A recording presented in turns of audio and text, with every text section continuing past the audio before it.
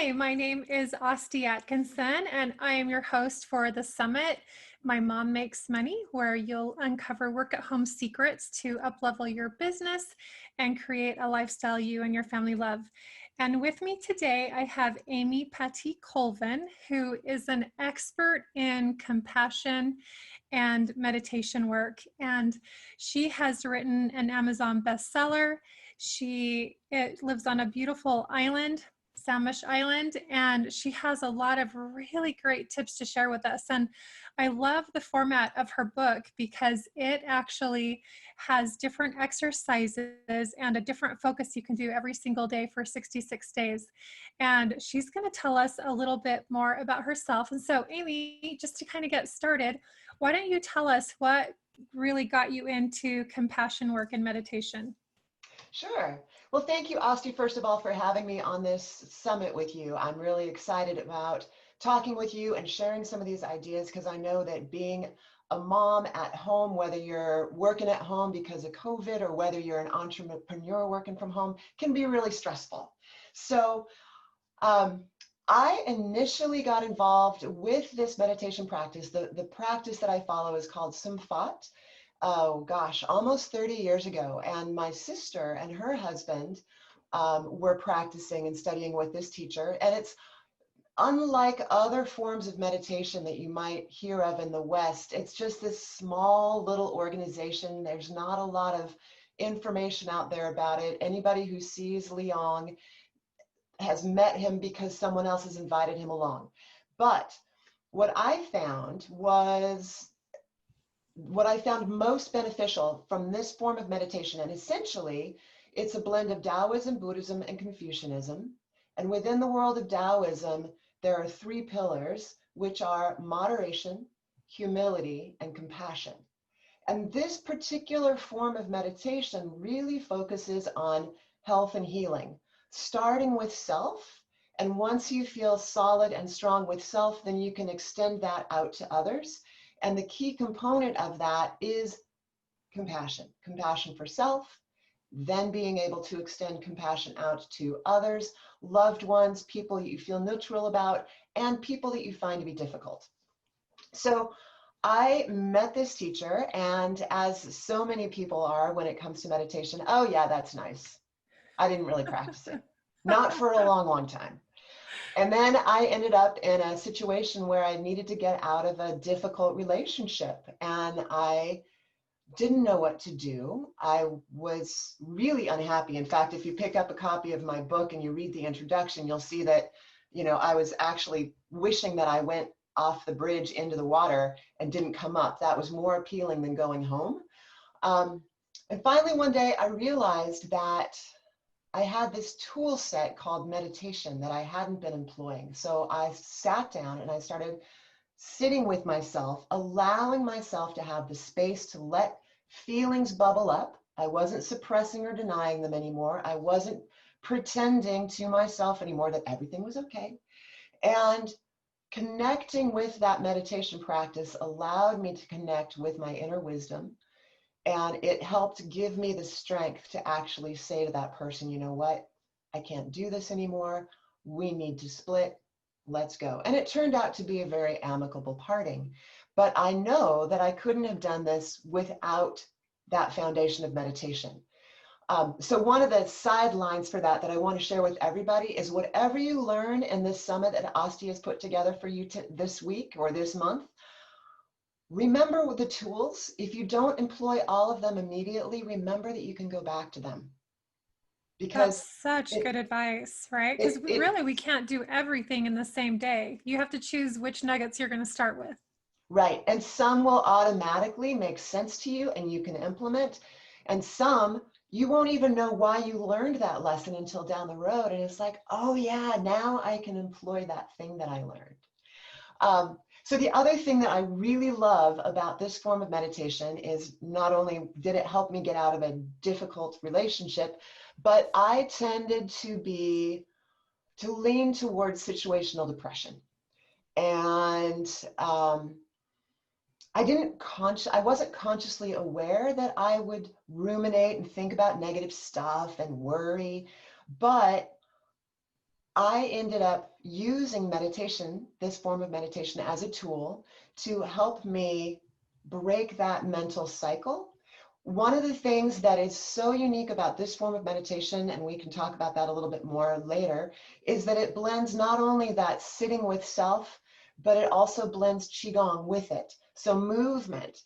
So there is tremendous value in this whole idea of movement, to be able to help ourselves shift out of a mindset, in a negative mindset, into a positive one. So ultimately, practicing this form of meditation, following a mudra series, mudra being a Sanskrit word for hand position, that Yes. my teacher put together and was recommended that I follow, helped me sit with myself long enough to be able to, one, recognize what depression felt like in my body, so that when I could feel that coming on, our stomach brain is actually more powerful than our brain up here.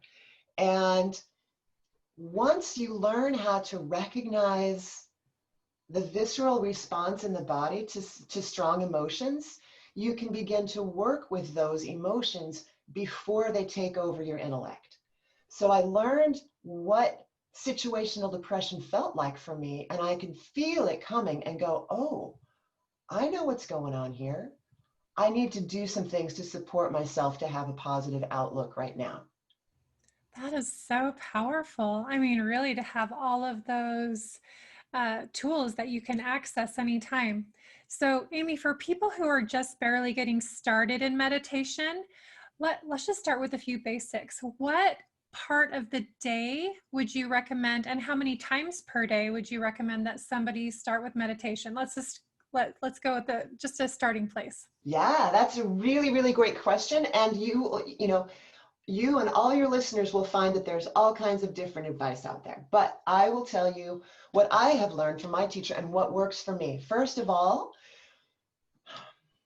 unless you are someone who really likes to stick to a regular pattern, a regular schedule, it's totally okay to meditate whenever you want to throughout the day. The most important thing is to do it when you feel it. Okay. And it can be as short as a minute. It doesn't have to be a 45-minute sit in complete stillness. I know that there are people who love that particular form of meditation called insight meditation or Vipassana.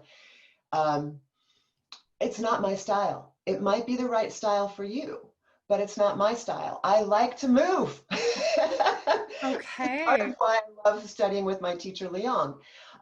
So let's back it up and talk about what meditation is from my Perfect. perspective. From my perspective, meditation is the intentional awareness of breath and body.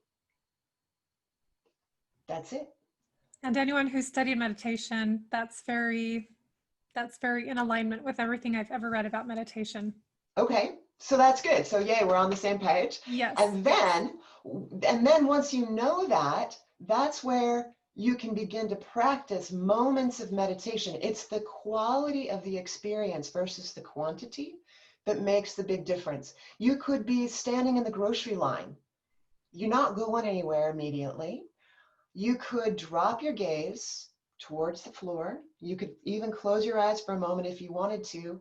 You could, and then intentionally connect with your body, connect with your breath, and breathe deeply and fully all the way down into your belly until you notice the line beginning to move. You've just meditated right there in the grocery store. So let me talk a little bit about why that's of value. Taking those momentary breaks is a wonderful way to get out of that rumination cycle in the mind. You've just given yourself a little tiny mental vacation because you're not thinking about the to-do list. You're not thinking about what's next. You're not thinking about that argument you had with your loved one. You're not Right. I thinking mean, well, about the fact that your child is sick. you hear about how we create these neural pathways based on our thinking patterns, right? And so this is a very intentional way to disrupt any thinking pattern we have going on, right? Where we can get still and get aware. Absolutely. And that is why this is so important. And the more you practice, even in these little snippets, the more it becomes second nature to not worry. I I mean, love how that. refreshing would that be, right? Yes. Um, and then the other helpful hint that I have to offer about meditation when you want to have a longer sit, there's definitely value in having longer periods of time that you spend with meditation as opposed to, 2 minutes in the grocery line. If you're not feeling it come together and you're just distracted, extend compassion to yourself and say, okay, I'm going to go have a cup of tea now. I'll do this later. Yeah, we'll take a rain check. Yeah. It's something that should be joyful and feel good and Rather not feel than like a forced. chore. Yeah. Do you have any experience in helping moms help their children meditate? I mean, I would think that this is probably a phenomenal motherhood tool as well when things are getting a little bit chaotic at home, right? Yes, in fact, actually, it's pretty funny. I have a very specific example, but it was with a stay-at-home dad. Okay. So same thing, right? Yes, Um, yes. and what he took a multi-week class with me. He's taken numerous classes with me over time. But what he started doing with his young son, I think his son was 4 at the time, to help his son settle down and to put it in language the son could understand, he would say, we've got a flower and we've got a candle. So we're going to sniff the flower. We're going to blow out the candle. Sniff the flower, blow out the candle. And they would do that every night before his son went to sleep. So it was something that became a normal pattern to the son, and it became keywords that the son could lock onto. So if they were in a situation where the son was getting distressed, this guy could say to his son, remember the candles and flowers. I And that love helped that. his son just automatically go into that slow, full, deep breathing cycle. Wow. That's fantastic. I mean, kids so young, really, I think they gravitate to these healthy practices that we can do, right? Yes. And this book, Cultivating Compassion, is filled with, like you said in the beginning, every single page has actionable things that you can do. And this is a fantastic book to use with families. I You can take love it, you that. can sit down at the dinner table or at the breakfast table, flip it open, it won't take long, and just say, okay, today, let's try this. And then, and sometimes it works really well, especially at breakfast, because then the whole family can go off for their day, and then you can come back and reconnect at night and say, how did that go for you today? So just for as an example, I'm flipping this open to just a random page, and it's day 35, seeing in the dark. The phrase that goes with it is seeing in the dark comes from the light of our heart. The light of our heart comes only through acceptance of self. And then there's some context there, and there's questions for self-reflection. But the informal practice is, today I will pay attention to how my body feels throughout the day. Talk about serendipitous, right? We were just talking about recognizing how your body feels. Right. I'll pay particular attention to any physical responses to emotional states.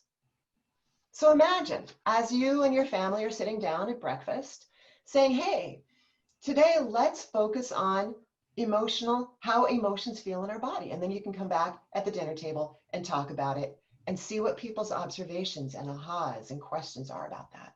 And I love how interactive that is too. Instead of Yeah. being kind of like you have to sit and listen to a workshop, right? Because I've seen that happen before, where you read something and your kids are all checked out. It's very interactive, so they can actually be involved in the process of what you're talking about. Yeah, absolutely. So these are some really good tools. I really wanted to make sure we involved meditation in this summit because I think it's such a powerful way to just immediately be able to take control of your own inner and outer space and bring yourself back to peace and awareness and intention. Because I think a lot of times we get these pressures that are built up on our shoulders, and we do as women wear so many different hats, and we are coordinating so many different things and so many different schedules if you have more than one kid in your house, right? And so I thought that would be such a powerful piece. Now, I'm very intrigued to hear how the perspective of bringing in compassion really affects one's bearing, one's life. And I love the three different pieces of compassion that you talked about. So could you go into a little bit more detail about compassion and how that can benefit us? Absolutely, absolutely. So and again, going back to just my own personal history over time, um, not only did I lean towards situational depression, I also used to be a perfectionist. How many of you out there listening to this have that in your way of being, right? And one of the things that I have learned over time is that as human beings, we make mistakes. It's just part of who we are. So when you make a mistake, you're just joining the rest of the tribe, right? And so then it comes down to self-compassion is what allows you to make mistakes and go, huh, right on. So let me give you a couple of examples around how self-compassion can fit into the world. So on Monday mornings on Facebook, I do a live 30-minute Qigong and Mudra meditation class. And most of the time I'm really focused in on it, and most of the time I do it without mistakes. I know this stuff. I know it inside and out. I've been doing it for years. But yesterday, for example, I was cruising through. We were doing fine. We were doing the mudra meditation. It's a 14 mudra series. And I allowed my mind to drift. And I can't even remember now what I drifted to. And the next thing you know, I realized that I moved from one mudra back to the previous one. And I'm like, uh-oh. So when the chime rang to move to the next one, I'm like, hey, everybody, let's see if you noticed that I just went backward. Apparently, I really needed that one. Let's move on to this next one. And you just pick up and you move on. And I didn't feel badly about it. I didn't beat myself up over it. It was what it was. Choose to laugh a little, right? Like, huh, Yeah. I really Yeah. did And need give that mudra. yourself grace to not be perfect. And it was really very sweet because there's a few people that are attend regularly. And one of them emailed me afterwards and she said, it was so nice to see your level of self-compassion and how you handled that. And it was a wonderful lesson for me today. I love that. Well, that just reminds me about something is that as we develop more self compassion for ourselves, that will get incorporated into how we train other people to treat us, Yeah, right? Because if I have the mindset of absolute perfectionism, then I'm training people that that's how I show up and to hold me at that standard. Whereas if we have more self compassion, we train people to be compassionate with us, to be kind. absolutely. And in that particular instance, the mistake that I made wasn't life or death. Now, there Right. are times when we are making big decisions. And sometimes we make mistakes when we make big decisions. So my invitation to all of you as a way of practicing self-compassion is to learn what you can from the results of that decision, make changes for the future if you need to, apologize if you need to, and then let it go. Don't keep replaying it over and over and over and beating yourself up over it. It's done. Move forward, learn what you can, apologize if you need to, and let go. I love that. That answered my question of like, what would be the steps? And those are the steps. I hope everybody, you can rewind this since it's recorded, right? And go back and just get those steps of self-compassion. I Yeah, love that. And yeah. so how long would you say that people need to practice self-compassion before they move into the next step of compassion? Or is it something that people can be working on simultaneously? I would say that it's simultaneous. I would say that, and that practice of self-compassion, making it happen, making it work, is a lifetime job. Yes. So here's the other thing. Don't beat yourself up if you practice this for a day or two and suddenly you're not compassionate. You know, Don't be, you're it's going saying to don't take. be perfectionistic with your self-compassion. Exactly. You got it. So I want to give one more example around self-compassion, another really helpful tool, and then we'll talk about how you can move that outward into the world. So That's perfect. just yesterday, also, I got tagged in a Facebook post from a friend of mine who had taken a class from me. And she was saying that she was really being hard on herself because at this stage in her life, she felt like she should be doing more, accomplishing more, being more. How many of you out there resonate with that, right?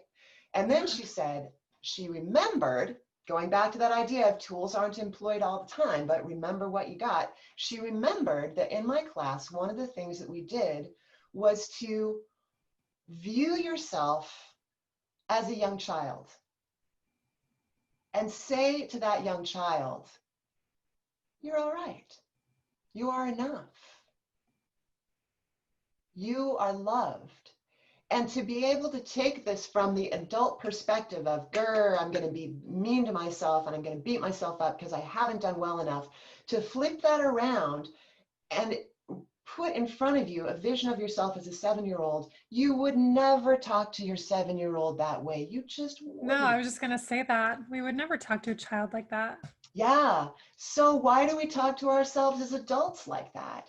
So remember that inside of all of us is this very sweet, tender heart. And it's important for us to be kind to ourselves in that process. Oh, I love that.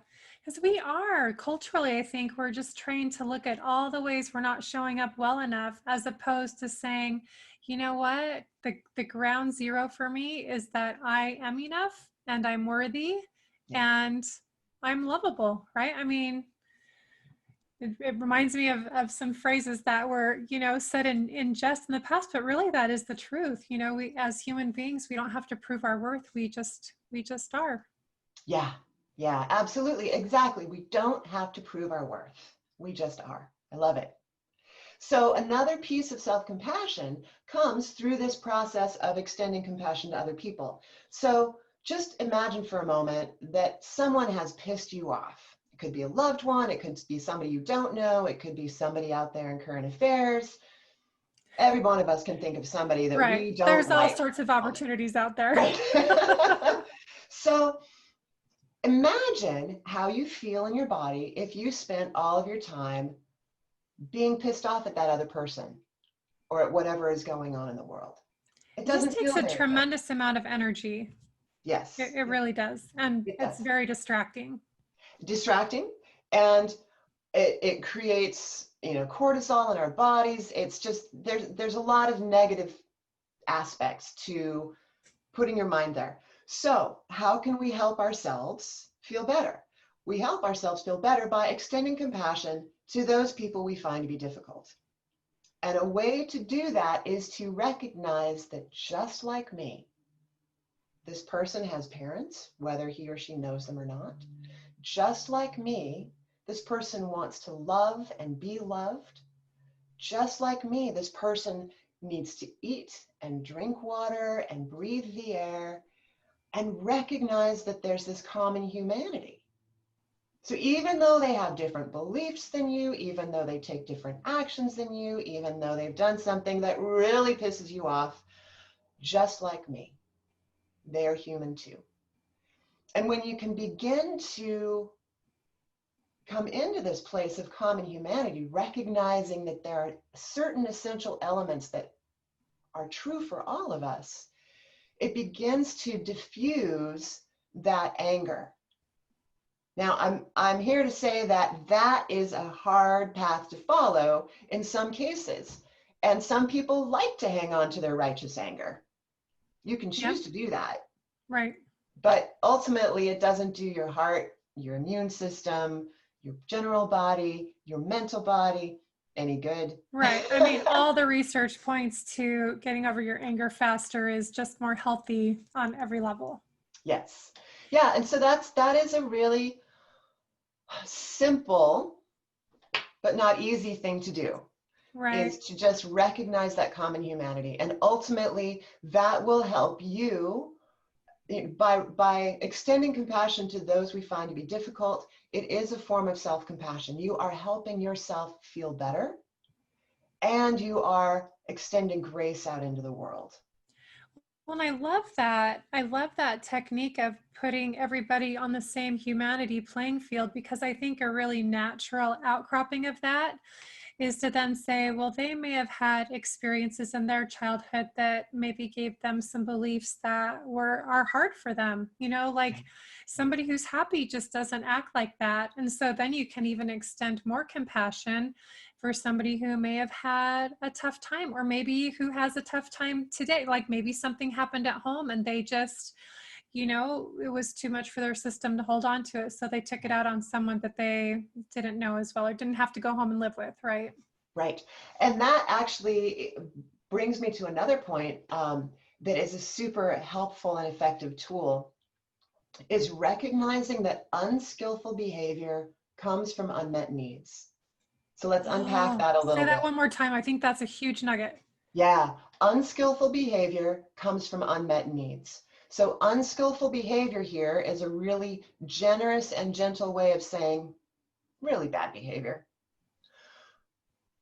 Unskillful behavior comes from unmet needs. Those needs might be, I'm hungry, I am lonely, I'm bored, I hurt.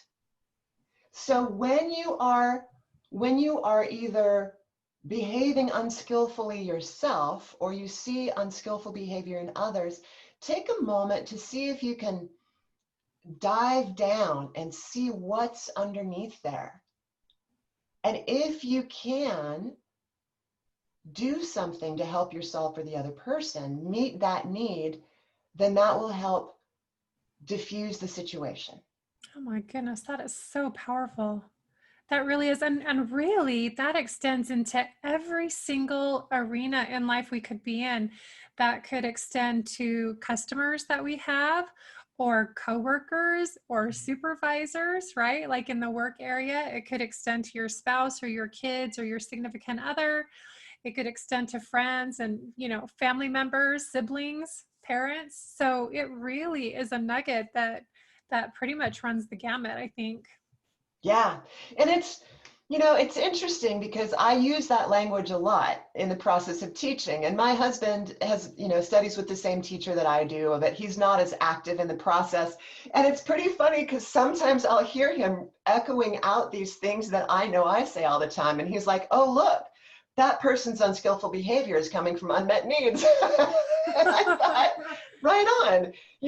So the more you model that in your own life, and if you feel like you can articulate it to your family, to your coworkers, whatever it might be, the more everybody ends up on the same page, and they can be more self-reflective about their behaviors, and they can be more gentle with others when I they love encounter that. that. I mean, I see that nugget as even a way that you can start to heal past rifts with people, Yeah. as you can own your part of it and say, listen, I take full responsibility for XYZ behavior I did. I recognize now that it came from the unmet need of XYZ, which I have now taken steps to adjust, right? To just help people start thinking, okay, Yeah. okay. And that also says, I'm also having compassion for myself, and I'm having compassion for you, right? Like, I'm sorry you had to live with me in that mode. Yeah, absolutely. So you can see how all of this begins to fit together. Beautiful. Yeah, it's like a kaleidoscope of compassion. And clearly it has an influence in all aspects of life. And here's this whole conversation that we're having, and meditation is a part of it, but the bigger rainbow arc is this idea of finding ways to be compassionate that go beyond this act of meditation. Meditation can help you settle your mind. It can help you retrain your brain to begin to be more open to these concepts around compassion. But ultimately, the whole thing is about finding a way to live with compassion in the world. Right. I can see that. I can see where you're really using compassion as that foundation. And then as you layer some of these other tools, such as meditation, on top of that, it becomes a means to an end of helping you live more compassionately and helping you bring your mind and your body to more peace. Right, right. And going back to the guy who's the stay-at-home dad, in one of my classes, there were some new folks there, and we were doing something, and I said, "Oh, this is easy," and he goes, "No, no, no." He said, "It's simple, but not easy." And I loved that he highlighted that because the action itself is really simple, but it doesn't mean it's easy. Right. And just like so many things in life that are simple and yet not easy, because you actually need to make the choice Yeah. to get engaged. Right? You actually need to do the do, which is what we were talking about right before the interview when we were talking about some of the tips in your book. And you were talking about how really, unless you do them, it doesn't change anything, or it doesn't help anything.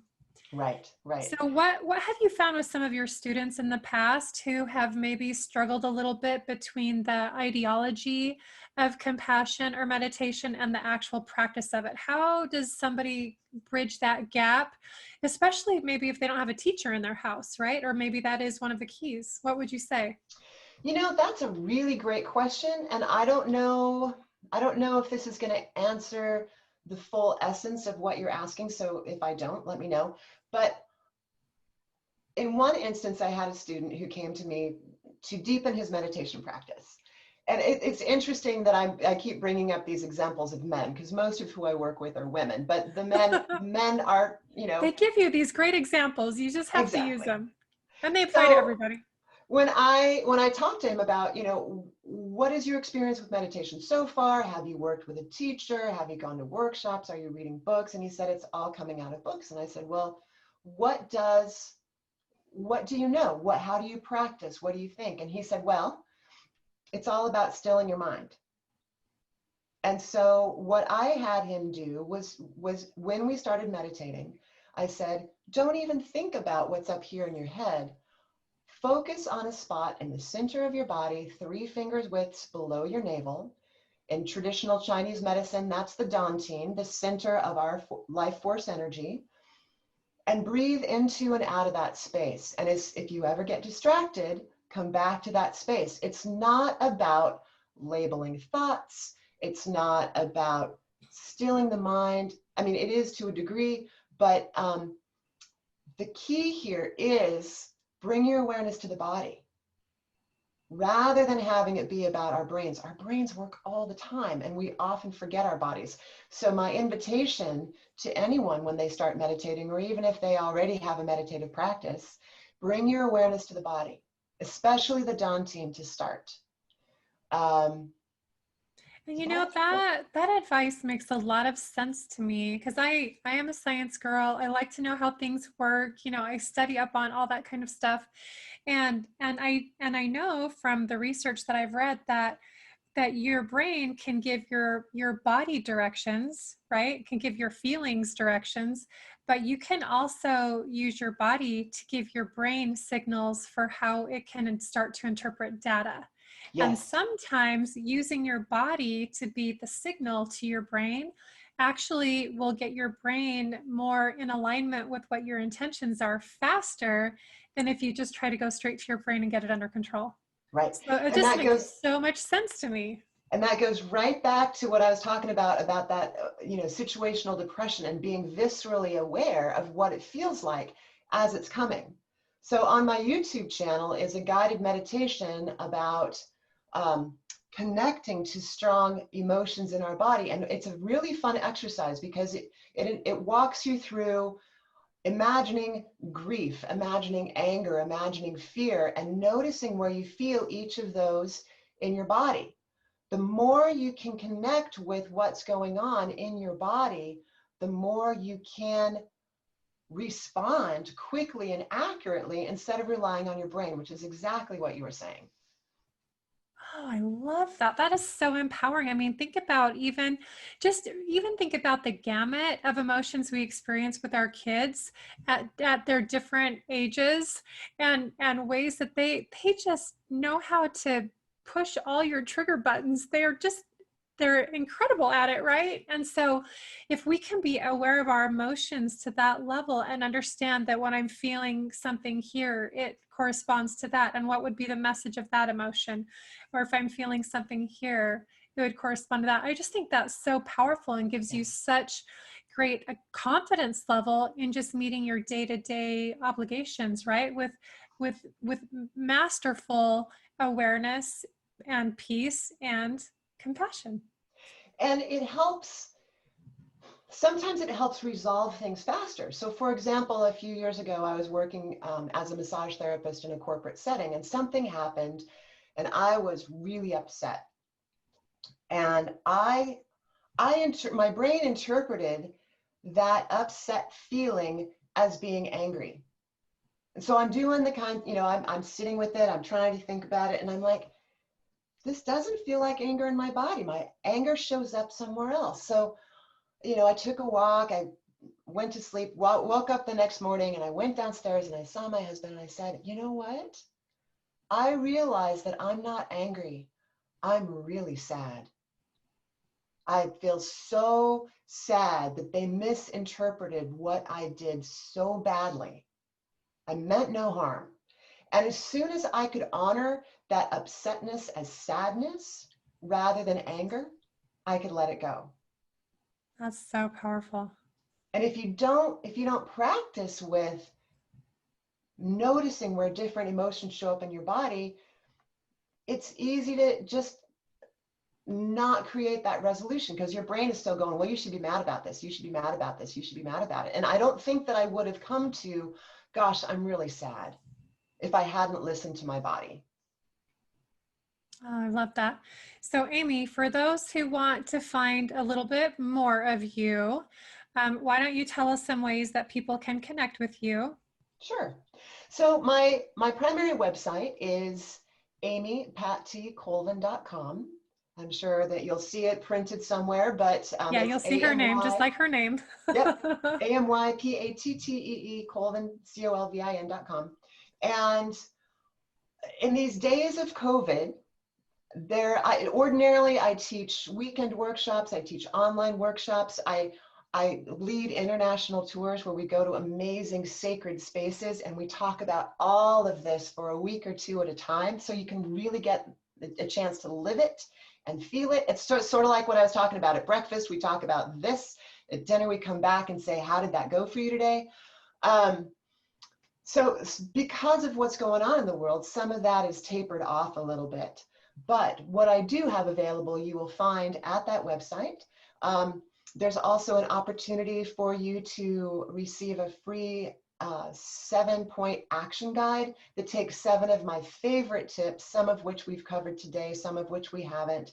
Again, everything's very actionable. I like that piece of it. It's like, here's the meat, here's something to think about, here's the action to take that goes with it. So that is something you can do. And that is Amy's free gift to you for participating in the summit. So you'll have directions on how to access that download, and that's so generous. And I hope everyone takes the opportunity to download that. Yeah, thank you. And I hope so too, because yes, you will end up on my newsletter list. If you decide you don't want to be there anymore, that's okay. Also on my website, you'll find a quiz about what are my next steps in terms of deepening my meditation practice. So you can go through that quiz. If you put in your email address, you'll get a email filled with information about, here's some next steps based on the things that you've answered in the quiz. You can always go out to Amazon.com and pick up a copy of this book. Cultivating Compassion. And I'm getting ready to create an online version of this that's a little bit different than what's on Amazon that I'll have on my website. And it will have not only, this is very, black and white, plain text. I'm also going to have in the new version, beautiful images with nice sayings along with it. So that's how you can find out more about what I'm doing. Oh, and you'll find me on Insight Timer. So if you haven't heard of Insight Timer, it's a wonderful app that has guided meditations, lectures, music. If you type in the search bar Amy Pattee Colvin, you'll get to all of the recordings I have on Insight Timer. And there's a new app that I'm really excited about that's just getting going called Aspire. It's available on iOS only, and it's a visualization app. Oh, And nice. so I think meditation is really important, but I also really value visualization And so, if you have an iOS device, go check it out. It's called Aspire. Um, and that will be growing more and more coming up in the future. And at this stage, there's two teachers on there. I'm one of them. And anything in the happiness and peace of mind or stress reduction and relaxation section, that's me. So those are some of the ways that you can reach me. And Fantastic. yeah. And Amy, let me ask you, is there anything that I did not ask you today that you think would be really valuable to share with our participants? Oh, one really easy thing, going back to this idea of being in the body, and we can all do this right now while we're sitting down. Usually I would have people stand, but Okay. go ahead and drop your gaze, close your eyes, breathe into the belly. You can sigh out if you want to. That relaxes your jaw, your tongue, your throat. And then just begin shaking your hands at the wrist. You can shake as fast, as slow as you want. Get your elbows in there. Get your shoulders in there. Bounce up and down in your seat a little bit. If you were standing, you can bounce up and down on your heels. And just let everything relax as you wiggle. Continue breathing deeply. And bring that to a close. And notice that sense of tingling and vibration in your hands, maybe even in your arms and your torso. Go ahead and open your eyes, raise your gaze. And what we've done just there is we have transformed tension into vitality. So anytime you're feeling stressed out, go do that for just a little bit. I don't know about you, but I used to love to do that when I was a kid. I bet you see your kids doing it. Kids love to shake. They don't know why, but it feels good. Professional athletes, like if you ever saw Michael Phelps swim, before he got up on the block, he would do that Shake out. exact thing. Now, I don't know that he thought in his head, oh, I'm transforming tension into vitality, because there's other things going on with that, but that is something he was doing. Super easy, quick tool. And if you're in a safe space and you want to, you can even make all the noise you want when you're doing Right. that. I love that. You can totally feel that tingling. And I love having some language for that too. Tension into vitality. It's very strong and very empowering and positive. Yeah. That's fantastic. Well, Amy, is there anything that you are working on in your life that I could support you in moving forward? Thank you so much for that offer. I think just being able to share these messages with people like you and the people in your summit is fantastic. Another aspect of my life that's totally apart from this is I do edit books, and I help self-publishing authors get their books onto Amazon and out into the world. So if Oh, any of you out there fantastic. are getting ready to write a book, feel free to get in touch with me as well. But ultimately, I just want to thank you for creating this space for all the moms that are out there listening to this summit, all the women who are working from home, because what you're doing is really, really important. Oh, thank you so much. I appreciate you being here. I really learned a lot today, and it really feels very congruent with everything that I've learned so far. So thank you for expanding my own perspective and my vision. And I hope that everyone watching has found some similar nuggets as well. Wonderful. Well, thank you so much for taking the time to talk with me today, Asti. Thanks, Amy.